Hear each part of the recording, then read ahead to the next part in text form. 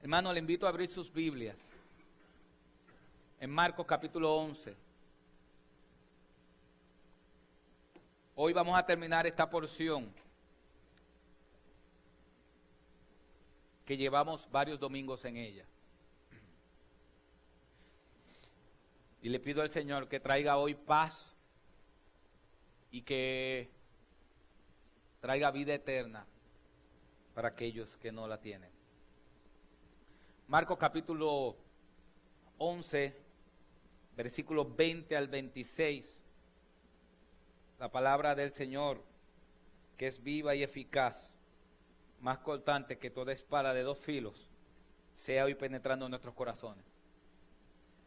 Por la mañana, cuando pasaban, vieron la higuera seca desde la raíz. Entonces Pedro, acordándose, le dijo: Rabí, mira la higuera que maldijiste se ha secado. Y Jesús respondió diciéndole: tened fe en Dios.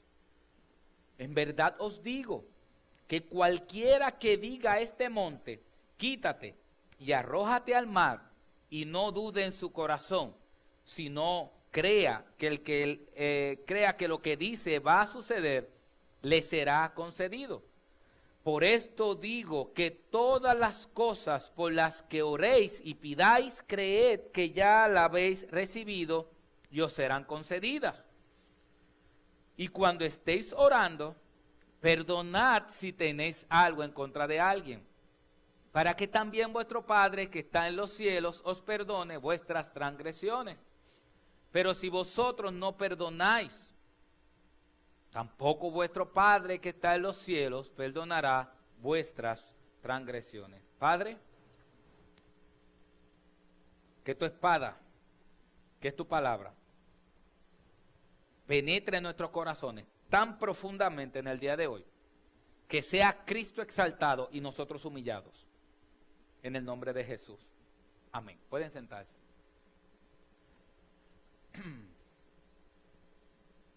Como he dicho dije hace unas semanas atrás, llevamos aproximadamente 2 años, quizás 2 años y algo más, solo en el Evangelio de Marcos.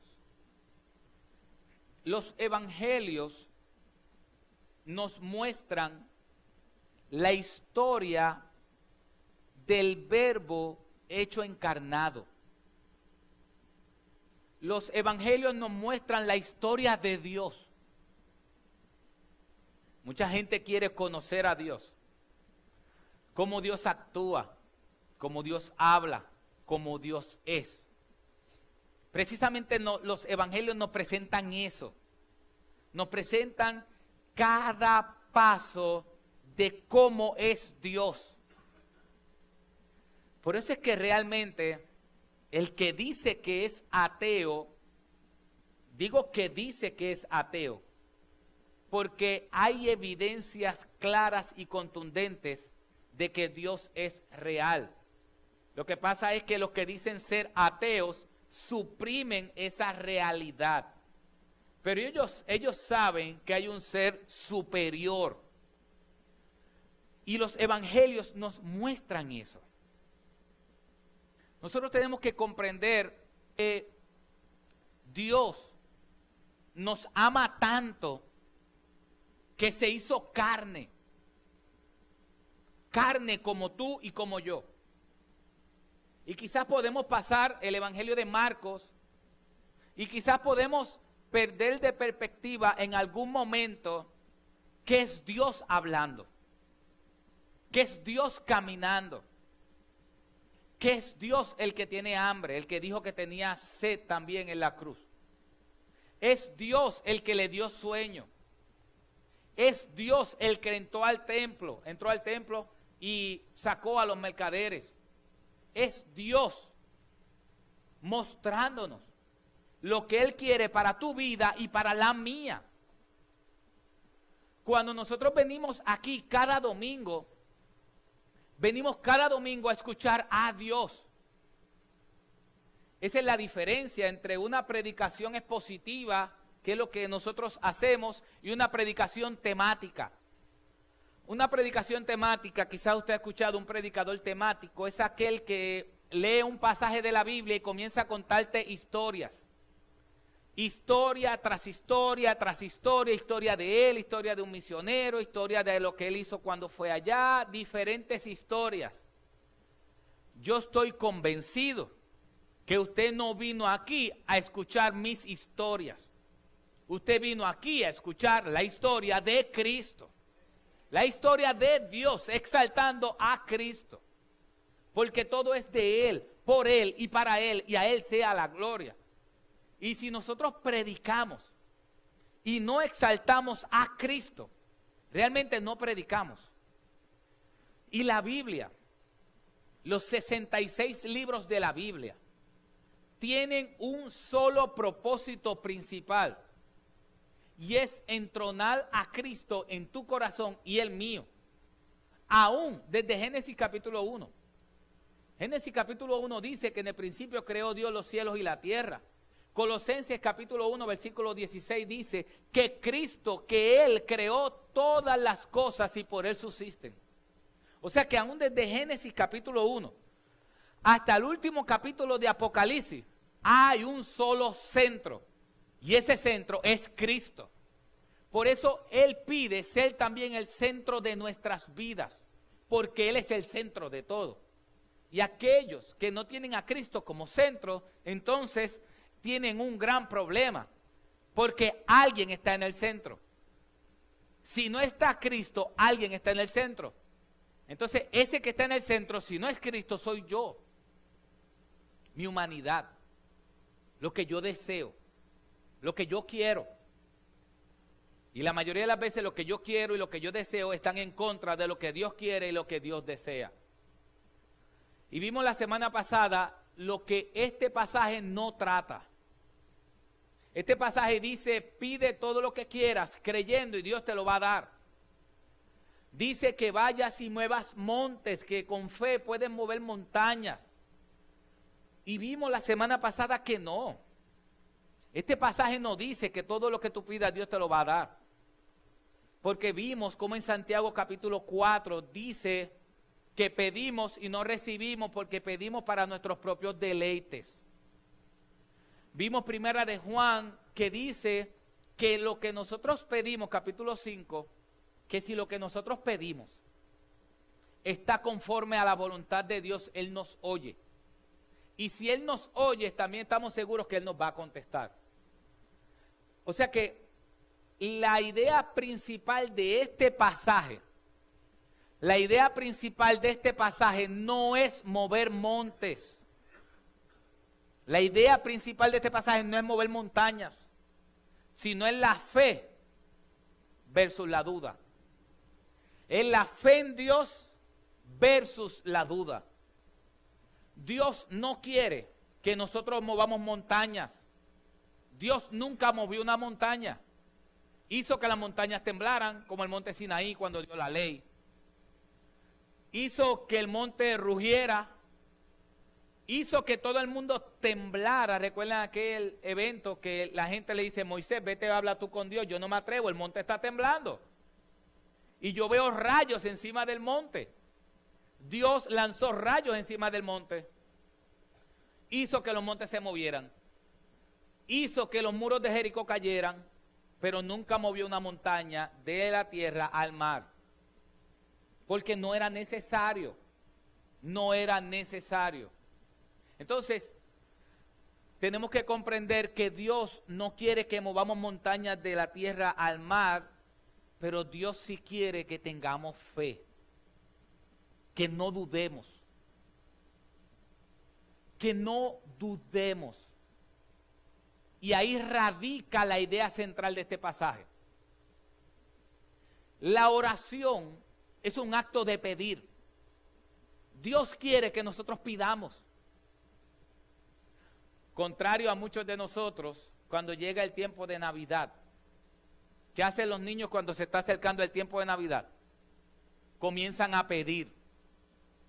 Y que nosotros usualmente, claro, los pobres como yo, quizás hay gente de dinero que no se preocupa por eso. Pero cuando viene una persona, un niño en septiembre a pedir juguete, uno dice, ¿por qué vienes a atormentarme tan pronto? Usualmente uno dice que no me pidas. Oye, pero a ti sí te gusta pedir y tú no das nada. ¿Cuántos dicen amén? Amén.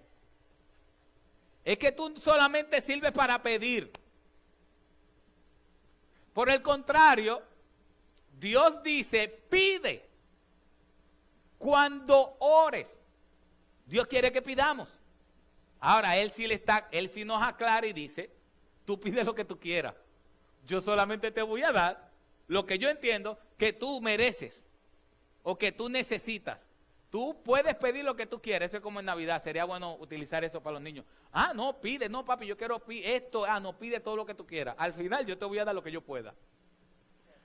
Dios dice, pide. Pide. Pide con fe. Pide creyendo. Entonces, yo quiero que nos enfoquemos en esta oración, como dije la semana pasada. Vamos a enfocarnos en esta oración, en la oración y en este texto. Miremos lo que dice Pedro, versículo 20, versículo 21. Entonces Pedro, o leemos desde el versículo 20, por la mañana, cuando pasaban, vieron la higuera seca desde la raíz. Recuerden que los versículos anteriores, del 12 al 14, Dios en Cristo maldice la higuera, porque la higuera tenía muchas hojas, pero no tenía frutos. Y el árbol de higuera, como funcionaba es que si tenía hojas, debía tener frutos, porque la higuera primero produce los frutos y después produce la hoja. Significa que la higuera por fuera se veía muy bien, pero no tenía frutos. Cristo maldice el árbol de higuera. Sigue para el templo, saca a la gente del templo, se van de noche, vuelven al otro día por el día, y Pedro se da cuenta que la higuera que Cristo maldijo estaba completamente seca, y seca desde la raíz. O sea que no estaba un poco seca, no era que las hojas estaban secas. La higuera estaba completamente seca. Y Pedro le dice a él, mira, Señor, versículo 21. Entonces Pedro, acordándose, le dijo, Rabí, mira, la higuera que maldijiste se ha secado. En otros pasajes, como el de Mateo, dice que ellos se emocionaron, que ellos vieron tan emoción y dijeron, wow, Señor, mira, la higuera que tú hiciste maldición sobre ella se secó. Y Cristo dice, y Jesús respondió diciéndole, tened fe en Dios. Entonces, lo primero que significa tener fe en Dios es que nosotros tenemos que tener fe en el poder de Dios. Fe en el poder de Dios. ¿Por qué fe en el poder de Dios? Porque Pedro le está diciendo, mira lo que tú hiciste. Mira lo que tú hiciste. Tú cogiste un árbol lleno de hojas, declaraste maldición sobre el árbol y el árbol se secó desde la raíz. Y entonces Cristo dice, tened fe en Dios. ¿Tened fe en qué?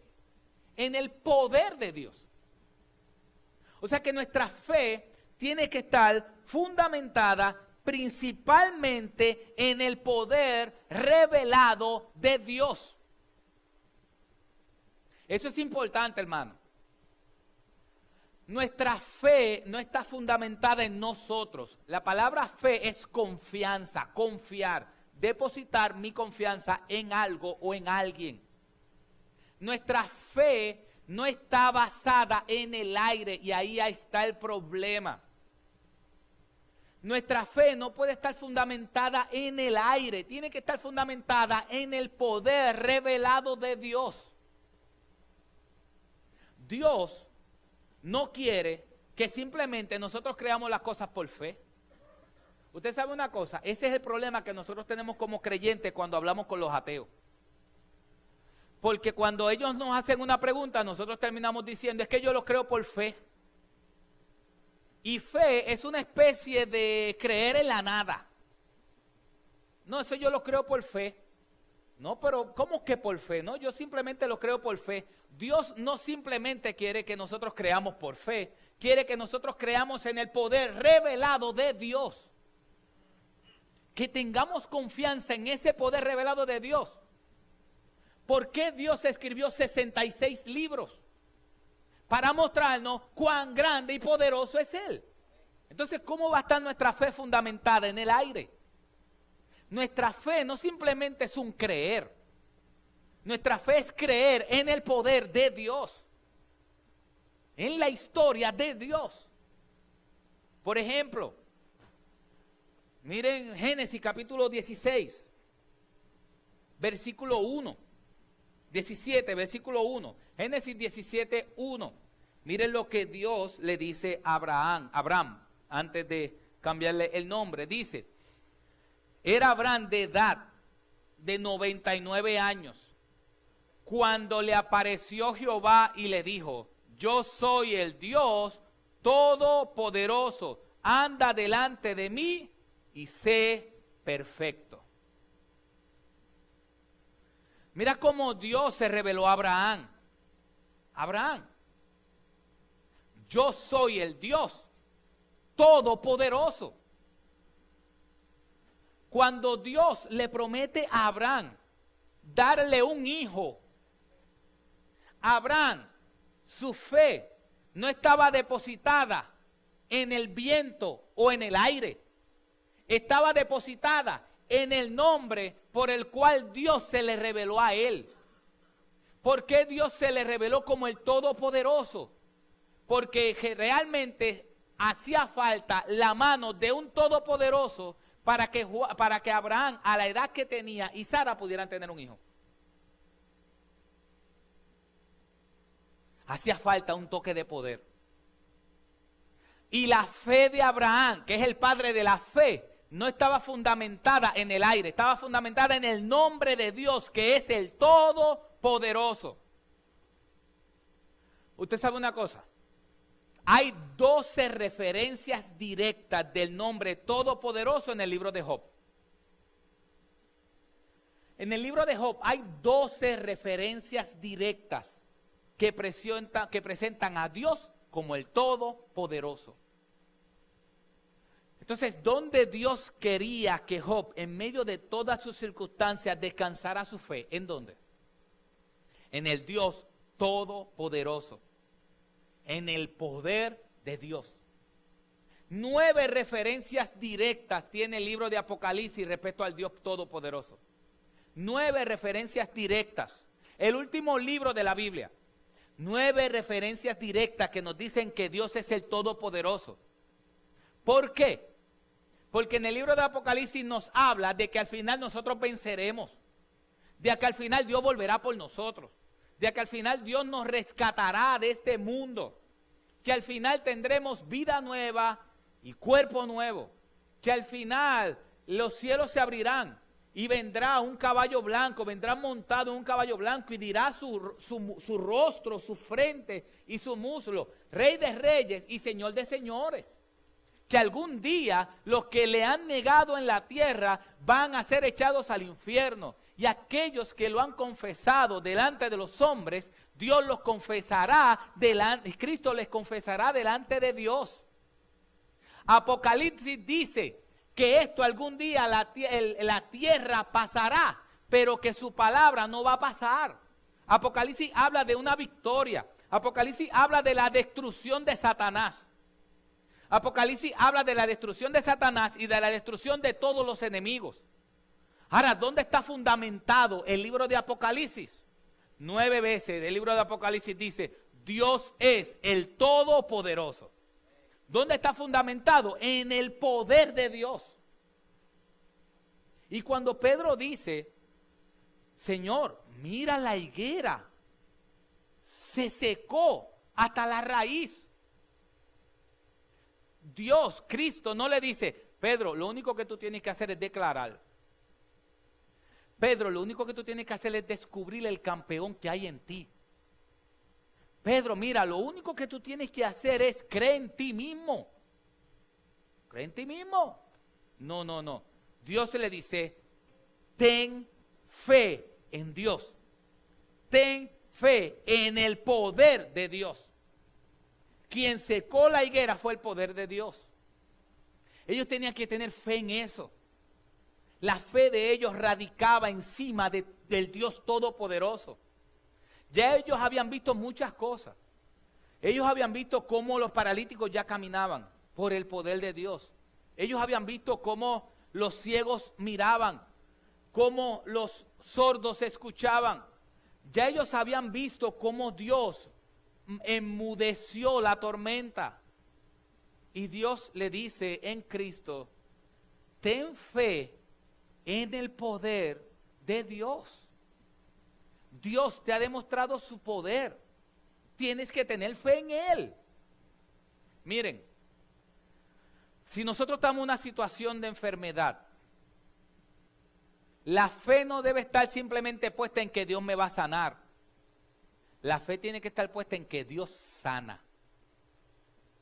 ¿Por qué? Porque la Biblia y la historia me muestran que Dios sana. Entonces nuestra fe, pero es que tu fe está en el aire. No, mi fe no está en el aire. Mi fe está bien fundamentada. ¿En dónde? En que Dios es todopoderoso y que sanó, sana y seguirá sanando hasta que Él vuelva. Ahí está mi fe. Ahí está mi confianza. Mi confianza no está en un mono. Mi confianza no está en un árbol. Mi confianza no está en una estatua. Mi confianza no está en una imagen. Mi confianza está en el Dios Todopoderoso. Tened confianza en Dios. Eso es lo que está diciendo Cristo. Cristo está diciendo eso. Cuando oremos tenemos que tener confianza en el Dios que se ha revelado a través de su palabra. Miren esto. Increíble, pero cierto. Había unos muros de Jericó que usted sabe, 30 metros de ancho por 90 metros de alto. Tenían que todos los días darle una vuelta. Un pueblo. Y al séptimo día tenían que darle 7 vueltas. Y cuando terminaran las vueltas, los muros se iban a caer. Imagínense a Josué escuchando eso. Espérate. ¿Cómo es? Que dándole vuelta y cuando gritemos, los muros se van a caer. Muros de 30 metros de ancho y 90 de alto se van a caer simplemente cuando nosotros gritemos. Así fue. Se cayeron y no hubo piedra sobre piedra, solamente la casa de Rahab, porque fue una promesa de Dios. Y hasta el día de hoy los arqueólogos han encontrado la casa de Rahab, que es la única parte del muro que sigue intacta, porque la promesa de Dios es para siempre. Se cayó gritando. Se cayó gritando. Dios levantó muertos. Sanó. Dio esperanza. Mira, Dios hizo provisión de alimentos en el pueblo, en Egipto. Y cuando salieron de Egipto, ellos comían todos los días y comían bien. El problema fue que se cansaron de los sándwiches, porque era maná por la mañana y goroldices por la tarde. Se cansaron de los sándwiches y se empezaron a quejar, pero comían bien. Cuando el pueblo tenía hambre y Cristo estaba hablando, Cristo le dijo a sus discípulos, denle de comer. ¿Qué dijeron sus discípulos? No tenemos. Siéntalo. Les enseñó. ¿Y qué pasó después? comenzó a darle comida. Y recuerdan el Evangelio de Marcos cuando alimentó 5,000, que salían de su mano alimentos y seguían peces y panes saliendo de su mano, multiplicándolo. Entonces, si un día yo tengo hambre, yo tengo que tener fe en que Dios me va a proveer. Pero la fe no está fundamentada en simplemente una creencia. Nuestra fe está fundamentada en que Dios alimenta multitudes. No sé si me estoy explicando bien. Nuestra fe como creyentes es verdadera, es real. Nosotros no simplemente decimos, no, yo creo en Dios y le estoy adorando a un Dios que no podemos ver. Y cuando entra alguien que no es creyente, nos escucha cantando sublime gracia del Señor, ahí compungidos de corazón, sublime gracia del Señor. Entonces, puede ser que llegue al punto de decir, bueno, ¿y a quién esta gente le están cantando? Nosotros no simplemente podemos decirlo, no, es que yo creo que le estoy cantando a Dios por fe. Pero fe, sí por fe, pero fe de que Cristo resucitó al tercer día y dejó la tumba vacía y está vivo. Esa es nuestra fe. No simplemente fe. Dios no está diciendo que nuestra fe sea una simple fe, sino que sea una poderosa fe. No radicada y fundamentada en mí, fundamentada en Dios. No tan solo vemos a Dios obrando en la Biblia, sino también vemos a Dios transformando a través de la historia. Usted conoce gente que han sido sanadas de cáncer, que Dios ha sanado de cáncer. Usted ha visto gente que han estado sin poder ver y Dios le ha recobrado la vista por el poder de Él. ¿Qué mayor milagro que nosotros que éramos infelices, ahora le damos gloria a Él? Entonces nuestra fe no está fundamentada en el viento. Y cuando nosotros evangelicemos y hablemos de Dios, esa es la seguridad de nosotros. Dios es real. Dios no es un cuento mitológico. Dios no es simplemente alguien que está en los cielos, que hizo el mundo y quiere que cada uno se resuelva como quiera. No, ese no es nuestro Dios. Esa no es nuestra fe. Nuestra fe está fundamentada en la revelación de Dios en Cristo. Y cuando no tengo que comer, yo clamo al Dios que suple, porque la historia me muestra que Dios suple. Cuando yo estoy enfermo, yo clamo con fe al Dios que sana, porque tanto la Biblia como la historia me muestra que Dios sana. Cuando yo tengo una situación, yo clamo al Dios verdadero, porque nuestra fe está fundamentada en la realidad de Dios y en el Dios todopoderoso. En ese Dios que le dijo a Sara primero y después a María, hay algo imposible para mí. Ahí está nuestra fe. No hay nada imposible para Dios. Entonces, nosotros tenemos que estar firmes en quien creemos. Nosotros tenemos que estar firmes a quien le hemos creído. Nosotros tenemos que estar firmes que le hemos creído al Cristo resucitado. Es más difícil levantarse de los muertos que sanar a alguien. Y Cristo lo hizo.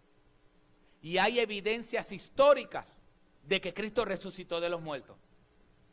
Hermanos, nuestra fe no puede estar en el aire. Nuestra fe no puede estar en el aire. Tenemos un hijo que todavía, o 2 o 3 hijos que todavía no han recibido a Cristo. Tengamos fe. No en el aire, sino en que Dios salva. Y ahí está nuestra fe. Señor, yo tengo fe en que tú eres un Dios salvador. En que tú viniste a rescatar lo que se había perdido. Y ahí está mi fe. Y yo confío en ti. Y yo confío que tú puedes hacer la obra. Ahí radica nuestra fe. Dios nos va a sostener. ¿Por qué? Porque David dijo en un salmo, he sido joven y viejo soy, y no he visto justo desamparado, ni su simiente que mendigue pan. Y eso es promesa de Dios. ¿Y sabes qué? Nosotros siempre vamos a tener que comer. Porque Dios prometió que no habrá justo desamparado, ni su simiente que mendigue pan. Y nuestra fe de que Dios nos va a proveer no está en el aire. Mi fe no está divagando por el aire. ¿Cómo será? ¿Pasará? ¿No pasará? No. Mi fe está bien fortalecida en el Dios que suple. Y cuando oremos, cuando no hay nada que comer y oremos, Dios quiere que oremos con fe. Ahí está la enseñanza. Señor, la gente en mi trabajo me está tirando. Pero yo sé que tú eres mi defensor. Defiéndeme tú. Y no yo. Eso es fe. ¿Por qué sabemos que Dios es el defensor? Porque quien tumbó a Goliat no fue David, fue Dios. Todos los filisteos que mató Sansón, eso es importante, hermano. Nosotros cuando vemos la imagen de Sansón, nos viene la imagen de un hombre grande, fuerte, y aun cuando nosotros se la narramos a los niños, se la narramos como un hombre grande, fuerte. Pero ¿sabe una cosa? La Biblia nunca menciona que Sansón era grande y fuerte. ¿Sabes qué dice la Biblia? Y vino el Espíritu Santo con poder sobre Sansón y derrotó a tantos filisteos. Y vino el poder del Espíritu Santo sobre Sansón y vino tal cosa. Y vino el poder del Espíritu Santo sobre Sansón y hizo tal cosa. ¿Por qué? Porque el poder radica en Dios y no en el hombre. Sansón era como tú y como yo. La diferencia es que el poder de Dios estaba en él. Y ahí está nuestra fe. Es lo que Cristo le está diciendo a Pedro. Pedro, ten fe en Dios. Pero número 2, y más fuerte para ti y para mí, es que tenemos que tener fe en la voluntad de Dios. Miren el pasaje nuevamente, el énfasis que le da el creer. Versículo 22, y Jesús respondió diciéndole, tened fe en Dios, cree en Dios. Versículo 23, en verdad os digo, que cualquiera que diga a este monte, quítate y arrójate al mar, y no dude en su corazón, sino que crea que lo dice, lo que dice, va a suceder, y le será concedido. Versículo 24, pero eso os digo que todas las cosas por las que oréis y pidáis, ¿qué dice? Creed que ya la habéis recibido y os serán concedidas. Hay un énfasis en este pasaje en creer y un énfasis en la oración. Por eso es que esta cortita serie de mensajes, de 2 mensajes, era la oración y la fe. Van unidas, oración y fe. Dios quiere que cuando oremos, no tan solo hablemos como el papagayo, sino que tengamos fe. Que tengamos fe en el poder de Dios, pero también que tengamos fe en la voluntad de Dios. ¿Qué es fe en la voluntad de Dios? Bueno, es confiar en su poder, su sabiduría y su buena voluntad para nuestras vidas, para los creyentes. En otras palabras, Dios quiere que nosotros confiemos en que su voluntad es buena para ti y para mí. Que su voluntad es buena. Eso es lo que Dios quiere. Dios quiere que confiemos en que su voluntad es buena. Y ahora va algo más duro para mí. Y es que hay una diferencia entre aceptar la voluntad de Dios y tener fe en ella. Y eso es lo otro que nos enseña en este punto. Escuche bien, hay una gran diferencia entre aceptar la voluntad de Dios y tener fe en ella.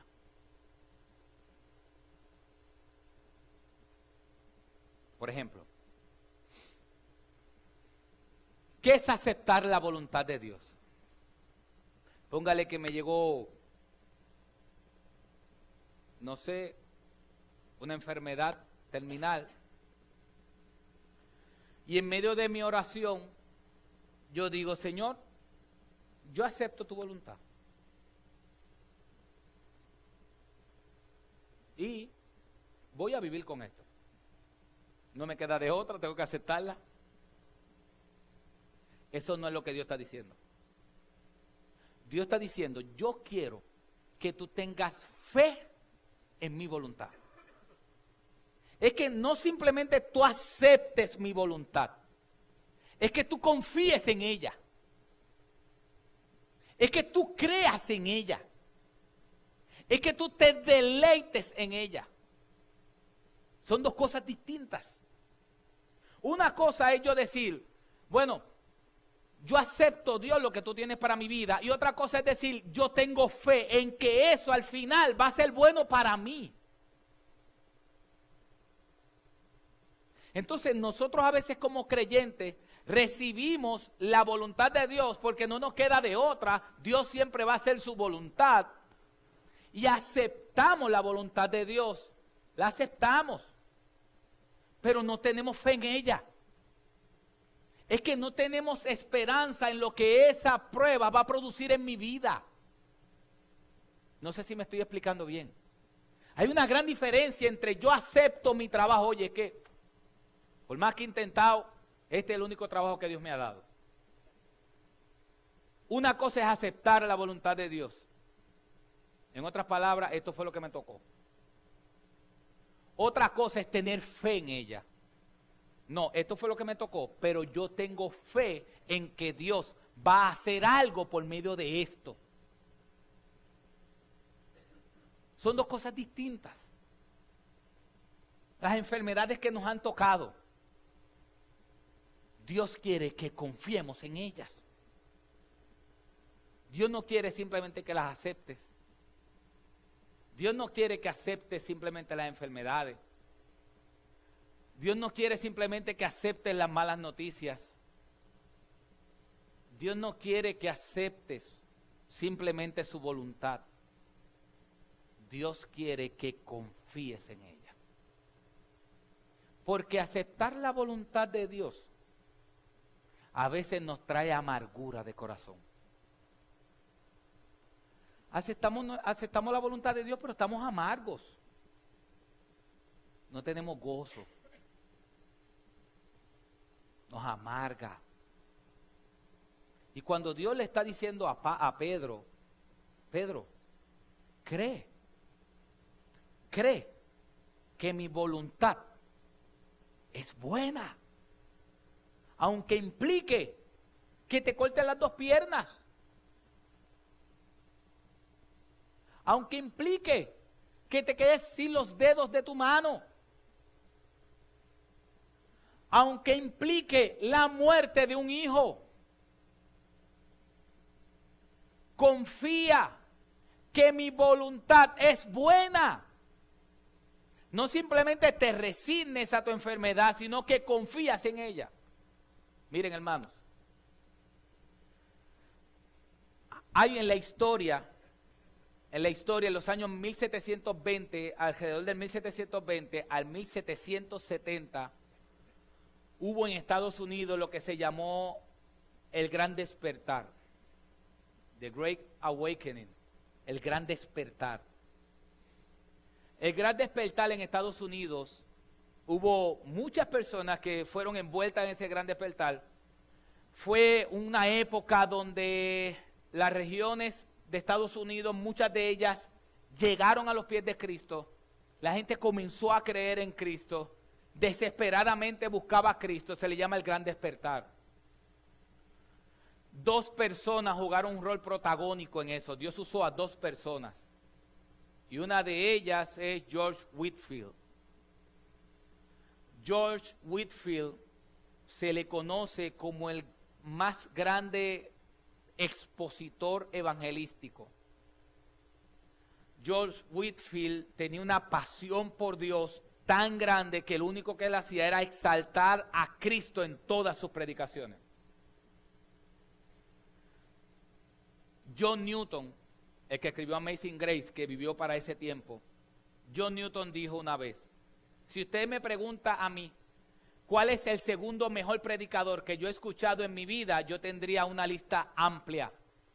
Pero si usted me pregunta cuál es el mejor predicador que yo he escuchado en mi vida, solamente tengo una persona en mi mente: George Whitefield, dijo John Newton. Spurgeon, Charles Spurgeon, que se le conoce como el príncipe de los predicadores por exaltar a Cristo en todas sus predicaciones, por vivir una vida centrada en Cristo, que es el que más libros ha escrito de todos, de todos. Él comenzó a pastorear a la edad de 16 a 17 años. A los 19 llegó a New Park Street con 256 miembros y terminó bautizando más de 14,000 personas. Spurgeon dijo que el que más ha influenciado en su vida después de Cristo y los apóstoles es George Whitefield. El doctor Martin Lloyd-Jones en Gales, que vivió un avivamiento en Gales en los años 1940, 50. El doctor Martin Lloyd-Jones, pastor, dijo: los demás predicadores han sobrevivido. El único que realmente ha vivido es George Whitefield. George Whitefield salió en un barco desde Estados Unidos hasta Londres y pasaron un montón de vicisitudes al llegar. Cuando llegan a Londres, hay una gente esperándole y dicen: George Whitefield está en la ciudad. Para ellos lo más importante era que llegara el hombre que le iba a hablar de Cristo a la ciudad. Dentro de ese gran despertar, otro predicador se llamaba Jonathan Edwards, gran predicador. Una vez invitó a George Whitefield a su iglesia.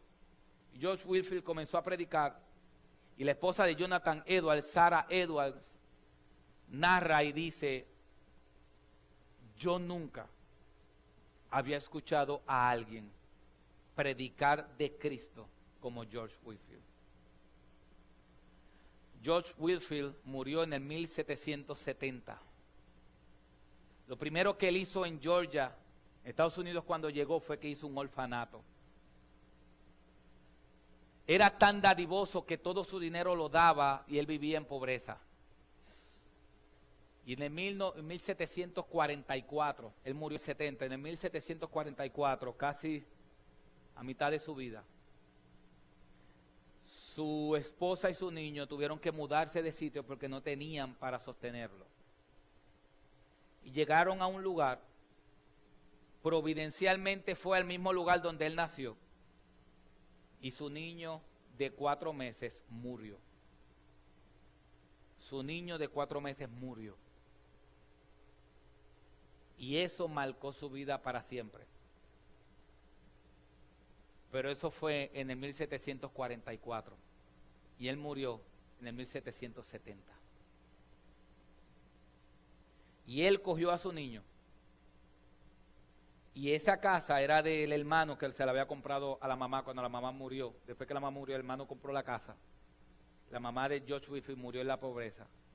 Él llevó el cuerpo de su niño a la capilla donde él fue bautizado y donde él predicó su primer mensaje. Y allí veló a su hijo de 4 meses. Y de ahí en adelante, toda su vida fue marcada por eso. Eso lo debilitó a tal punto de que fue el mejor predicador de la época. ¿Por qué? Porque nosotros tenemos que creer y tener fe en la voluntad de Dios. Una cosa es que George Whitefield hubiese aceptado que su hijo murió y ya. Y otra cosa es que George Whitefield creía que Dios se iba a glorificar en medio de su dolor. Y ese dolor de perder a ese hijo le siguió durante toda la vida. Pero ese dolor de perder a su hijo fue con propósito. ¿Con cuál propósito? Con el propósito de que George Whitefield entendiera que él necesitaba de Cristo para poder predicar. Entonces George Whitefield tenía fe en la voluntad de Dios. Hay una diferencia grande, hermano, entre aceptar la voluntad de Dios y tener fe en ella. Si usted hace todas las cosas bien, pero se queda sin trabajo, sin ninguna explicación. Una cosa es simplemente decir, bueno, me quedé sin trabajo. Y otra cosa es decir, yo confío en Dios y confío en su voluntad. Y si me quedé sin trabajo es porque Dios va a hacer algo conmigo. Hermano, Dios no quiere simplemente que nosotros nos resignemos. Dios no quiere que nosotros nos resignemos a la voluntad de Él. Él quiere que nos gocemos en la voluntad de Él. Él quiere que nos gocemos. ¿Sabe a qué edad murió George Whitefield? Alrededor de los 56 años. 56 años. El mejor predicador que ha pisado Londres. ¿Por qué? Porque Dios quiere que nosotros sepamos que Él no depende de ningún hombre. Que Él sigue siendo Dios. Otro gran misionero, William Carey. William Carey murió y 10 días después nació Charles Spurgeon. Charles Spurgeon, el príncipe de los predicadores, que exaltaba a Cristo en gran manera, que lo que hacía era presentar a Cristo de una manera grandiosa. ¿Sabe una cosa? Él padecía de depresión y padecía de gota. Su esposa a los 33 años quedó postrada en una silla de ruedas y muy pocas veces podía escucharlo predicar. Y su esposa murió en una silla de ruedas desde los 33 años hasta los 70 años que tenía aproximadamente. No ha habido otro predicador de Londres como Charles Spurgeon. Padecía de gota. Algunos dicen que padecía de diabetes y de depresión. Había momentos donde él no se podía levantar. Él llegaba a su casa domingo y no se podía levantar hasta el próximo domingo para predicar. Y fue el más grande predicador en la historia del mundo, después de los apóstoles y de Cristo. No ha habido otro más grande que Charles Spurgeon, exaltando en sus predicaciones a Cristo. Y murió cerca de los 58 años. A los 23 años, él hizo una universidad para pastores, a los 23 años. A los 23 años, él hizo un orfanato. Y después hizo un orfanato para niños y otro orfanato para niñas. Él predicó frente a reyes, frente a diputados. Un día llegó la reina a él y se quitó la corona para entrar al tabernáculo metropolitano donde él era pastor.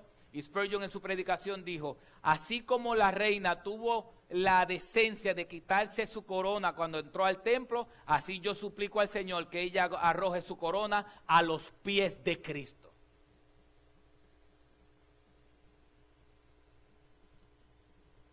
Gota, depresión, su esposa, sillón de jueves desde los 33 años. ¿Por qué?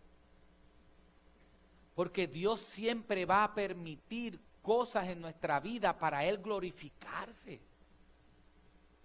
Él no va a usar a alguien sin haberlo quebrantado primero. ¿Quieres que Dios te use? Él te va a quebrantar. No te puede usar sin quebrantarte. No lo ha hecho nunca. Abraham tuvo que quebrantarlo. Moisés, 40 años en Egipto, 40 años en el desierto quebrantándole y para después llevarlo al desierto con las ovejas de Israel o con el pueblo de Israel. 80 años preparándolo para un ministerio de 40. Isaías tuvo que quebrantarlo. Ay de mí que soy muerto, que habito en un pueblo de labios impuros y que yo tengo labios impuros y mis ojos han visto al Rey de los Reyes. Pedro fue quebrantado. ¿Dónde Pedro fue quebrantado? Cuando negó 3 veces a Cristo. Ahí Dios quebrantó su orgullo y después lo restauró preguntándole: Pedro, ¿me amas? ¿Cuántas veces Pedro negó a Cristo? 3 veces. ¿Cuántas veces Cristo le preguntó si lo amaba? 3 veces. Restaurando a Pedro.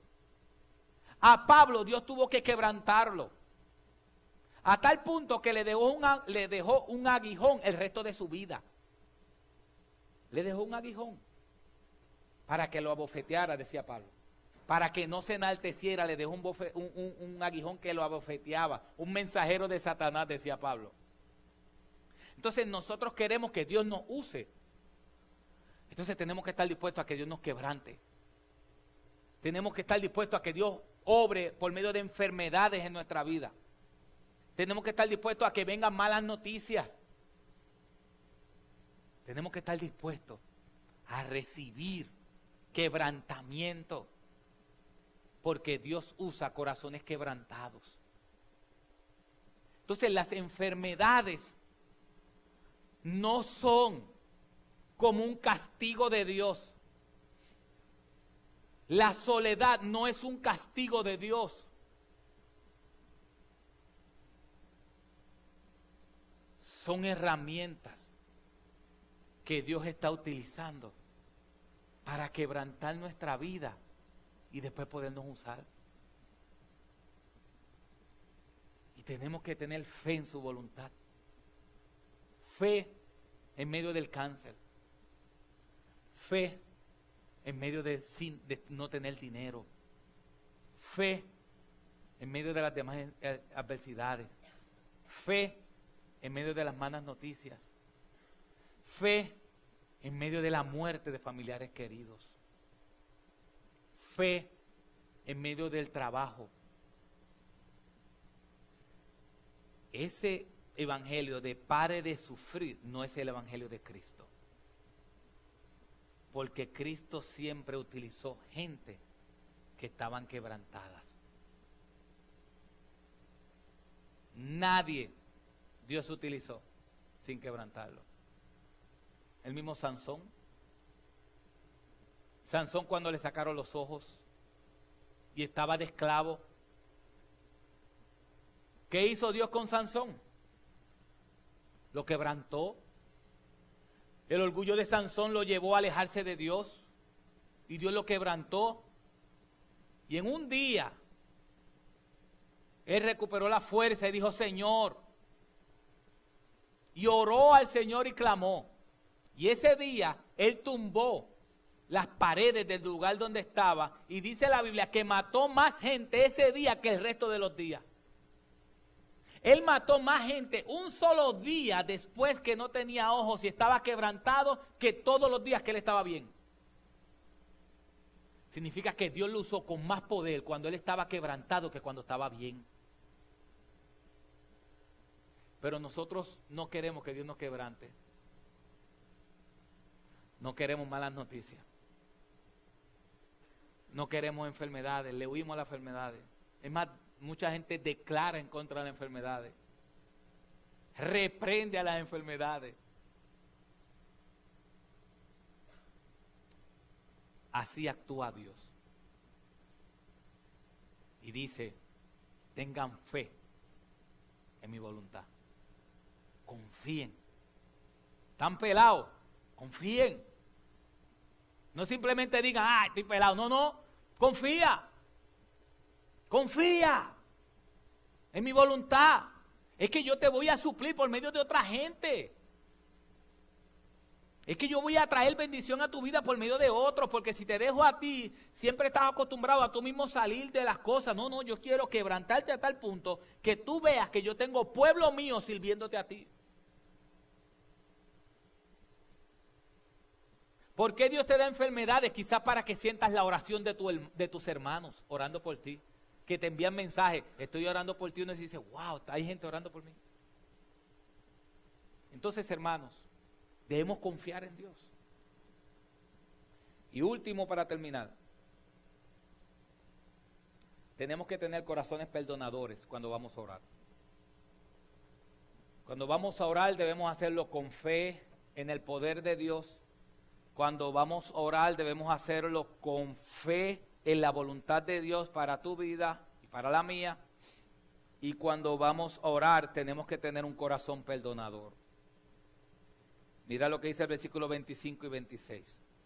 Y cuando estéis orando, perdonad si tenéis algo contra alguien, que también vuestro Padre que está en los cielos, para que también vuestro Padre que está en los cielos os perdone vuestras transgresiones. Pero si vosotros no perdonáis, tampoco vuestro Padre que está en los cielos perdonará vuestras transgresiones. Muchos de los textos, o los más antiguos, el versículo 26 no aparece. Solo aparece el versículo 25. El versículo 26 fue un versículo añadido, pero que no fue añadido de la nada, sino que repite lo que dice el Padre nuestro. Pero si vosotros no perdonáis, tampoco vuestro Padre que está en los cielos perdonará vuestras transgresiones. Es lo mismo que dice Mateo capítulo 6 respecto al Padre nuestro. Él dice, y cuando estéis orando, en el original o en lo más antiguo habla cuando estés de pie orando. Pero Dios con esto no quiere darnos una postura de oración. No quiere enseñarnos una postura de oración. ¿Por qué? Porque en la vida de Cristo uno lo ve orando de rodillas, orando de pie, orando sentado. Lo importante no es la postura que tú tengas cuando vayas a orar, sino lo que tú tengas en tu corazón para orar. Mucha gente ora de rodillas. A mí se me hace difícil orar en público. Se me hace más complejo cuando estamos en el tiempo de oración. Porque yo oro caminando y hablando y manoteando. Cuando yo voy orando, oye Señor, porque es que yo... Y comienzo a orar mientras estoy así. Entonces se me hace más difícil estar tranquilo y en voz baja. Yo creo que mis vecinos conocen todas mis oraciones porque yo hablo duro. Entonces Dios no está hablando de una postura de oración. Dios está hablando del corazón del que ora. ¿Y qué Dios está diciendo? Cuando ores,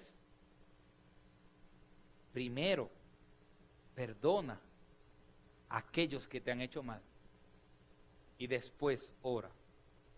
¿Qué significa esto? Un autor dice, no tenemos derecho a pedir misericordia si no estamos dispuestos a extender la misericordia a nuestros hermanos. No tenemos el derecho de pedir misericordia si no estamos dispuestos a extender la misericordia a nuestros hermanos. Significa, hermanos, que antes de orar debemos evaluarnos si hay en nosotros la necesidad de perdonar a alguien que nos ha hecho mal.